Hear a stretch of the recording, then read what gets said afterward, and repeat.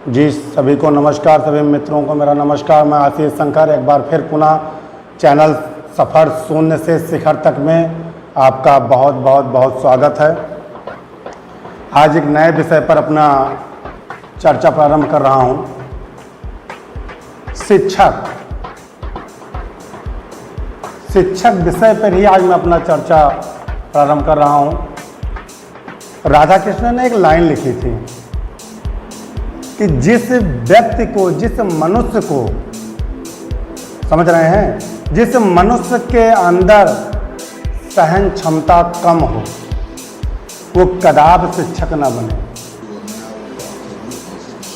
शिक्षा के क्षेत्र में, अध्यापक के क्षेत्र में उसको आने का कोई मतलब ही नहीं है जिसके अंदर सहन क्षमता नहीं है, बर्दाश्त करने की क्षमता नहीं है। अगर आप लोग पैसे कमाने के लिए ही आ रहे हैं तो बहुत सारे क्षेत्र खुले हैं, आप वहाँ पैसे कमा लीजिए। मैं आपसे करबद्ध निवेदन करता हूँ कि अध्यापक न बनिए। बहुत त्याग है, बहुत बड़ी तपस्या है। इसी त्याग तपस्या के कारण ही अध्यापकों को, शिक्षकों को ये समाज भगवान से बढ़ के दर्जा प्रदान किया है। कृपया उस दर्जे को कलंकित न करें, उस पद को कलंकित न करें, ये जान लीजिए। आज मैं देख रहा हूँ प्राइवेट सेक्टर ले लीजिए, जितनी भी संस्थाएं चल रही हैं उसमें से करीब करीब देखा जाए तो 80% संस्थाओं में, हम ये नहीं कह रहे हैं no clapping with one hand, एक हाथ से ताली नहीं बजती है, लेकिन यहाँ पर अध्यापक और प्रबंधक दोनों विशेष इस बात पे दोनों जोर दें कि एक हाथ से ताली नहीं बजेगी, लेकिन दोनों लोग मिलकर के इन बच्चों का भविष्य न खराब करें। आप शिक्षक बनने चले आए, इंटरव्यू लिया गया, हालांकि सब अध्यापक ऐसे नहीं हैं, लेकिन 20% अध्यापक ऐसे हर संस्थाओं में हैं जिनके वजह से आज 80% अध्यापकों का सम्मान खत्म होता जा रहा है, बच्चों का भविष्य खतरे में है, संस्थाएं दिन पर दिन अवनत कर रही हैं, उन्नत नहीं कर रही हैं। केवल 20% ऐसे अध्यापक हैं जिनकी वजह से अध्यापक का पद, प्रतिष्ठा, मान सम्मान दिन पर दिन दूसरे की नज़र में, समाज की नज़र में गिरता चला जा रहा है। जैसे पहला पॉइंट आपको बता रहा हूं, प्रबंधक ने, मैनेजर ने वांट निकाली, आप लोग आए, इंटरव्यू हुआ, सिलेक्शन हो गया, आपने कल से पढ़ाना शुरू कर दिया। क्या कभी आपने सोचा है कि आपको एक क्लास टीचर बना दिया गया है? अगर आपके क्लास में 30 बच्चे हैं, 40 बच्चे हैं, तो 40 बच्चों का भविष्य आपके हाथ में है। आपने पढ़ाना शुरू कर दिया, 1 महीने पढ़ाए, 2 महीने पढ़ाए, जब आपकी नियुक्ति होती है तब आप प्रबंधक से, आपके बीच जो भी वार्तालाप होती है, दोनों के बीच में आप संतुष्ट होते हैं। वेतन से लेकर के और विद्यालय के जितने भी संस्था के रूल होते हैं, सारे रूल आपको बताए जाते हैं और सारे रूल सोच समझ करके तब आप तैयार होते हैं काम करने के लिए, और प्रबंधक तैयार होता है आपसे काम लेने के लिए।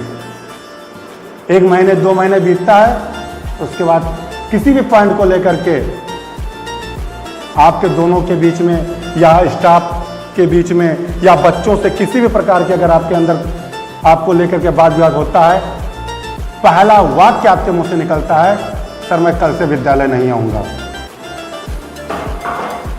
मैं बार बार आपसे निवेदन करना चाहता हूँ, ये वाक्य बोलना बंद कर दीजिए। क्या कभी आपने सोचा है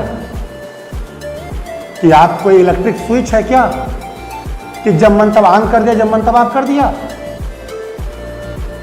आपने तो कहा कल से हम नहीं आएंगे,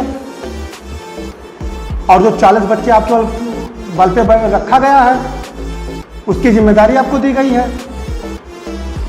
उन 40 बच्चों का भविष्य किसके हाथ में है? आपके हाथ में है। कभी उस 40 बच्चों के बारे में आपने सोचा कि आप क्या कर रहे हैं? क्या उस 40 बच्चों में अगर एक बच्चा आपका होता और पढ़ाने वाला अध्यापक हम कल से नहीं आएंगे? अध्यापक, कोई भी प्रबंधक अपने जेब में नहीं रखकर घूम रहा है कि आप कहे हम कल से नहीं आएंगे और प्रबंधक महोदय ने तुरंत निकाल के लगा दिया कल से जाओ तुम पढ़ाओ। समय लगता है, और जितना समय लगेगा, 15 दिन, 1 महीने, 2 महीने, आपका सब्जेक्ट, आपके क्लास के बच्चे उस 15 दिन तक बैठे रहेंगे। तो उनके भविष्य के साथ खिलवाड़ न कीजिए। कुछ भी समस्याएं हो जाएं,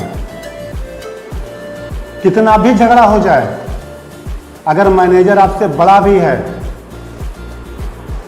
हालांकि ऐसा कोई करता नहीं है, लेकिन आपके वाद विवाद या आपका वाद विवाद अध्यापक में हो जाए, आपका वाद विवाद बच्चे से हो जाए, या बाद में आपको विद्यालय की कार्यशैली आपको समझ में ना आती हो, आप एक एजुकेटेड पर्सन हैं, आप एक पढ़े लिखे व्यक्ति हैं। आप प्यार से जाइए अपने प्रबंधक जी से मिलिए और उनसे लिखित रूप में एप्लीकेशन उनको दे दीजिए कि मेरे गुरुजी या जो भी उनको आप कहते हो, आपसे निवेदन करता हूं कि आपके अध्यापक का कार्य व्यवहार, आपके बच्चों का कार्य व्यवहार या आपका कार्य व्यवहार या आपके विद्यालय में बनाई हुई जो नियम कानून है वो मेरे समझ में नहीं आ रहा है। इसलिए हम इस सेशन को तो कंप्लीट करते हैं, अगले सेशन में आप अपनी व्यवस्था मेरे स्थान पर कर लीजिएगा और सेशन कंप्लीट कीजिए। सत्र कंप्लीट करने के बाद आप संस्था छोड़ दीजिए, आप अपने अनुसार कहीं और ढूंढ लीजिए, लेकिन उन बच्चों के साथ गलत ना कीजिए, उस संस्था के साथ गलत ना कीजिए। अगर प्रबंधक गलत करता है उसको आप तो अपना दुश्मन मान लीजिए, लेकिन अपनी व्यक्तिगत दुश्मनी, व्यक्तिगत विचारधाराएं, इसके वजह से किसी संस्था को, किसी बच्चे की संस्था में पढ़ने वाले बच्चों का भविष्य खराब मत कीजिए। ये अच्छी बात नहीं है। आप गुरु हैं। एक डॉक्टर अगर गड़बड़ करता है, उसके एक लापरवाही से हजारों बच्चों की, हजारों व्यक्तियों की जान जा सकती है, स्वास्थ्य खराब हो सकता है। एक इंजीनियर के लापरवाही से हजारों पुल का निर्माण गड़बड़ हो सकता है, लेकिन एक अध्यापक के लापरवाही से हजारों जान नहीं, हजारों छात्र नहीं, बल्कि पता नहीं कितने घरों की कितनी पीढ़ियां खराब हो जाएंगी। ये कभी आपने नहीं सोचा है। और ऐसा करने से अगर आप ये सोचें कि हमारे ऊपर कोई प्रभाव नहीं पड़ने वाला है, ये भूल जाइए। किसी बच्चे के साथ आप खिलवाड़ करेंगे, किसी बच्चे की ज़िंदगी के साथ आप खिलवाड़ करेंगे, ये जीवन एक चक्र है, ये घूम के आपके ऊपर ही आएगा। आपके बच्चों के साथ खिलवाड़ होगा, आपके ज़िंदगी के साथ खिलवाड़ होगा, तब आपको पता चलेगा कि हमने भी किसी ज़िंदगी के साथ खेला था। तो मेरे शिक्षक बंधु, ऐसा कदाप ना करें। कोई भी समस्या हो, अगर आपको लगता है हम सेशन नहीं पार कर पाएंगे, तो भी आप 2 महीने का समय दे दीजिए कि आप 2 महीने के अंदर आप अपने अध्यापक की व्यवस्था कर लीजिए। हम आपके संस्था में काम नहीं कर पाएंगे, लेकिन तुरंत संस्था छोड़ने के लिए कभी ना कहें, और मत छोड़िए। आप अध्यापक हैं, अध्यापक की गरिमा बना के रखिए। आप जैसे लोगों की वजह से आज अध्यापक का सम्मान समाज में गिरता चला जा रहा है। ये न कीजिए। आप उस सरकारी अध्यापक के ऊपर मत जाइए। क्षमा कीजिएगा, मैं एक बार फिर निवेदन करना चाहता हूं, जो सरकारी कर्मचारी हैं, अध्यापक हैं, उनसे मैं भी एक बार निवेदन करना चाहता हूं बुरा लगे तो माफ करना, लेकिन ये दर्द है किससे कहूंगा साहब, क्योंकि आप भूल गए अपने पद को, आप भूल गए अपनी प्रतिष्ठा को, आप भूल गए अपनी जिम्मेदारियों को। जहां तक हमने अनुभव किया है, हमें पता चला है, हमें सूचना है, हालांकि हो सकता है सूचनाएं कम हो, सीमित हो, उसके लिए बार बार क्षमा चाहूंगा, लेकिन प्राथमिक स्तर से लेकर के उच्च शिक्षा तक जितने शिक्षक काम कर रहे हैं, मिनिमम 1500 रुपए प्रतिदिन, मिनिमम 1500 रुपए प्रतिदिन, 4 घंटे, 5 घंटे, 6 घंटे, जो प्राथमिक विद्यालयों के 6 घंटे लिया जा रहा है, उस 6 घंटे का आपको 1500 रुपया प्रतिदिन मिल रहा है। साथ ही साथ प्राथमिक शिक्षा से लेकर उच्च शिक्षा तक, जो उच्च शिक्षा में है, डिग्री कॉलेज में है, अगर देखा जाए तो मैक्सिमम 2.5 लाख रुपए रख लिया जाए, अगर राउंड फिगर में 2.5 लाख रुपए उनको पर मंथ सैलरी मिल रही है, मैं फिर इस बात को रिपीट करना चाहता हूं कि जो उच्च शिक्षा में है, अगर 2.5 लाख रुपए ही उनका राउंड फिगर में उनका वेतनमान होगा, तो करीब 8 त्रिक 24, 8,000 उनका देखा जाए तो 8,000 रुपए प्रतिदिन वो पा रहे हैं। 8,000 रुपए प्रतिदिन उनको सैलरी मिल रही है। 8200 होगा, 8300 आएगा, एग्जैक्ट जो भी आता होगा, लेकिन राउंड फिगर में हम कहें 8,000 रुपये आपको मिल रही है। एक बार सोचिए साहब, ऐसा नहीं कि सरकार आपको फ्री दे रही है, आप उसके योग्य हैं। भगवान के नजर में आपके अंदर वो योग्यता थी, तब ईश्वर आपको उस पद पे बैठाया है। आप उस योग्य थे, आपने अपने आप, भगवान के नजर में आपके अंदर वो योग्यता थी, तब ईश्वर आपको उस पद पे बैठाया है। आप उस योग्य थे, आपने अपने आप को उस योग्य बनाया, उस काबिल बनाया। भगवान को भी लगा कि ये उस योग्य है, तब उस पद पे आप बैठ पाए हैं ना। इस बेरोजगारी में बहुत अच्छे अच्छे टैलेंटेड रोड पे घूम रहे हैं, लेकिन कहीं ना कहीं उनके अंदर कुछ ना कुछ जरूर कमियां रही होंगी, चाहे वो व्यक्तिगत कमी से, चाहे वो सरकार के तंत्र के कमी से, जिस भी कमी से उस सीट पे वो नहीं बैठ पाए। और अगर आज भगवान ने आपको वो पद, वो प्रतिष्ठा दिया है, तो उसका मिसयूज न कीजिए। कुछ लोग जाते हैं केवल दस्तखत बनाने, कुछ लोग जाते हैं, अरे सोचिए डिग्री कॉलेज में 2-4 पीरियड होगा। हम ब्लेम नहीं लगा रहे हैं, एक बार चिंतन कीजिएगा साहब, क्या उस 8,000 रुपये जो पर डे आपको मिल रहा है, क्या उसके अनुसार आप काम कर रहे हैं? अगर आप काम कर रहे हैं तो आप बहुत अच्छे इंसान हैं, भगवान आपका हमेशा भला करेगा। क्या वो जो 1500, 2000, 3000, 4000 पर डे आपको मिल रहा है 5-6 घंटे का, क्या उसके अनुसार आप काम कर रहे हैं? कि आप कॉलेज में पहुंच गए, 4 लोगों के बीच बैठ करके किसी की सरकार बना रहे हैं, किसी की सरकार गिरा रहे हैं, मेयर कौन होगा उस पर चर्चा कर रहे हैं।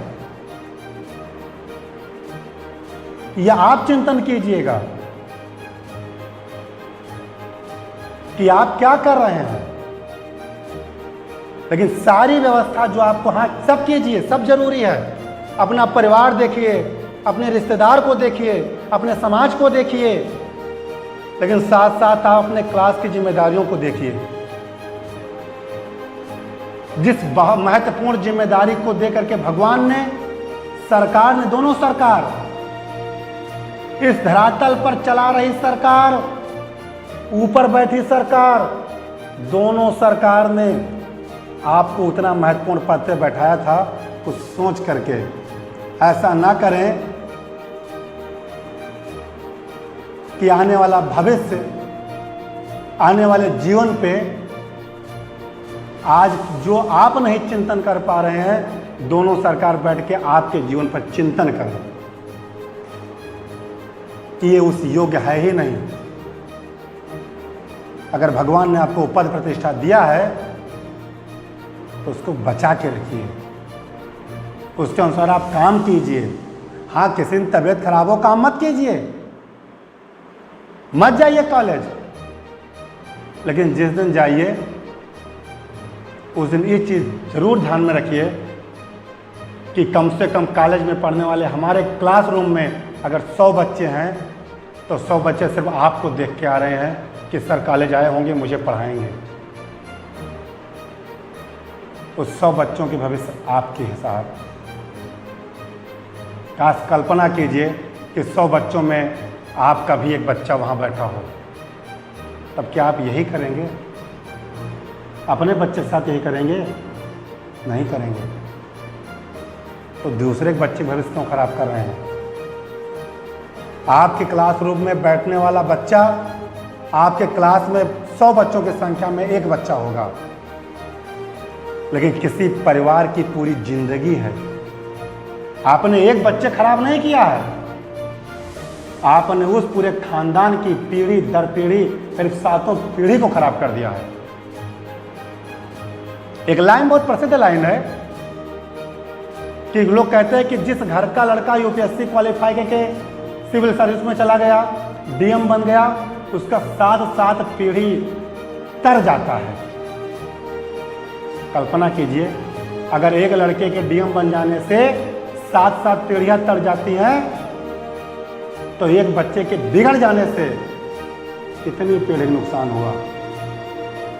और किसकी वजह से बिगड़ा है? आपकी वजह से। आप अपना कर्तव्य कीजिए, उसके बाद बिगड़ता है वो जाने। भगवान के यहां से आप के ऊपर किसी प्रकार का कोई कलंक नहीं लगा है। आप अपने कर्तव्यों को अच्छे ढंग से निर्वहन कर रहे हैं, क्योंकि आप मत भूलें, जिस सीट पे बैठे हैं उस सीट पे बैठने के लिए कितनी लाइन लगी हुई है। उस भीड़ में, उस क्राउड को से निकाल के आपको बाहर लाया गया है। लाखों, अरबों तारों के बीच से एक चमकता हुआ सूर्य आपको निकाला गया है, एक चमकता हुआ चंद्रमा आपको निकाला गया है। आप उनसे अलग हैं, आपको उनसे अलग माना गया है, फिर अपनी गरिमा को क्यों खो रहे हैं साहब? क्यों ऐसा कर रहे हैं कि आपके जाने के बाद कहते रहिए इनकी चर्चा ना करो, कभी क्लासरूम में ये नहीं गए? क्यों ऐसा कहलवा रहे हैं? अध्यापक के अंदर वो क्षमता होती है, जिसको चाहे उसको पलट दे, जिसको चाहे। अगर भगवान के बाद और भगवान से बड़ी ही कह दें, उनसे भी अधिक किसी के पास शक्ति है तो सिर्फ अध्यापक के अंदर है, सिर्फ शिक्षकों के अंदर है। आप मत भूलिए, कभी भी मत भूलिए, आप एक शिक्षक हैं। इतना आसान नहीं है शिक्षक बनना, बहुत त्याग करना पड़ता है। लेकिन अपने कर्मों से ऐसा ना कीजिए कि आपके कर्मों की वजह से आप भी ना पूजे जाएं और पूरी शिक्षक पीढ़ी ही खराब हो जाए। ब्रह्मा जी भी भगवान थे, जिन्होंने सृष्टि की रचना की। एक कर्म साहब, एक कर्म, उन्होंने एक कर्म ऐसा कर दिया कि जिस सृष्टि की रचना की है उसी सृष्टि में निवास करने वाला, रहने वाला एक एक प्राणी, एक एक मानव उनकी पूजा नहीं करना चाहता है। यह होता है आपका कर्म। अपना कर्म बनाइए, अच्छे कर्म कीजिए, भूलिए मत, आपके कर्मों की सजा यही मिलेगी। ये बकवास है जो कह रहे हैं कि ऊपर मिलती है बाद में मिलती है, यही मिलती है। बस भगवान करता क्या है, बताता नहीं कि किस कर्म की सजा आज आपको मिल रही है, कहता करो एहसास। कहा था भगवान मानने की चीज है, जानने की चीज नहीं है। भगवान को जाना नहीं जाता है, माना जाता है। आप एक अध्यापक हैं, आपकी महिमा अपरंपार है, आपकी महिमा को आज तक ईश्वर भी नहीं समझ सकता है। एक अध्यापक अपने आप पे आ जाए बस। तो बस मेरा आपसे एक यही निवेदन है, हाथ जोड़ के निवेदन है, सभी अध्यापकों से निवेदन है कि अपने पद को समझिए कि आप किस पद पे बैठाए गए हैं, उस पद के अनुसार उसकी गरिमा बनाए रखिए, उसके अनुसार काम कीजिए और हर एक बच्चे के पास जाइए। क्लास में 3 प्रकार के बच्चे होते हैं, क्लास में 3 प्रकार के बच्चे होते हैं। क्लास का जो मीनिंग है, जो स्पेलिंग है उसी बना है, सी फॉर क्लेवर। आपके क्लास में क्लेवर बच्चे भी होंगे। एल फॉर लेबोरियस, आपके क्लास में लेबोरियस बच्चे भी होंगे। और A double S, S S मतलब गधे, आपके क्लास में गधे भी होंगे। लेकिन साहब आपको ये नहीं करना है कि आप क्लेवर बच्चों को अच्छे से पढ़ाइए, उनके निकट ज़्यादा रहिए, आप लेबोरियस बच्चों पर ध्यान ज़्यादा दीजिए। और A double S, S S माने गधे जो बच्चे हैं उनको ये मान लिया तो पहले से गधे हैं, उन पे ध्यान कम दीजिए। नहीं, अध्यापक के पास एक नज़र होनी चाहिए, सबके पास जाइए, सब पर बराबर ध्यान दीजिए। कभी ऐसे बच्चों को इग्नोर मत कीजिए जो मानसिक रूप से, शारीरिक रूप से, वाचिक रूप से, वैचारिक रूप से मंद हो। हर कोई गलत काम करने से पहले एक बार क्यों नहीं सोचते हो अपने आप से, काश ए डबल एस एस गधे वाले बच्चों के भीड़ में आपका एक बच्चा होता तो? अगर आपका बच्चा उस वाले ग्रुप में होता तो क्या करते आप? छोड़ देते? अगर शारीरिक रूप से आपका बच्चा विकलांग होता तो क्या करते आप? छोड़ देंगे? नहीं छोड़ेंगे ना। ऐसे उनके पास जाइए। कहा जाता है बच्चे भगवान के रूप हैं, तो साथ साथ आपको भगवान का दर्शन हो रहा है, आप भगवान का भविष्य बना रहे हैं। कौन कहता है आप हल्के हैं? अगर बच्चे भगवान का भविष्य हैं, बच्चे भगवान का रूप हैं, तो आप उन भगवान का भविष्य बना रहे हैं। आपसे बढ़कर कौन है साहब? लेकिन अपनी गरिमा को आप नहीं याद कर रहे हैं। आप भूल रहे हैं कि मैं अध्यापक हूं। चाहो तो निर्माण करो, चाहे तो प्रलय ला दो, लेकिन मैं आपसे यही निवेदन करूंगा, आप निर्माण में सहयोग कीजिए, प्रलय लाने में नहीं। जो मजा किसी के निर्माण में है वो मजा प्रलय में नहीं है। हाँ, बर्दाश्त कीजिए, क्योंकि आपके अंदर ही ऐसी क्षमता है। आप ही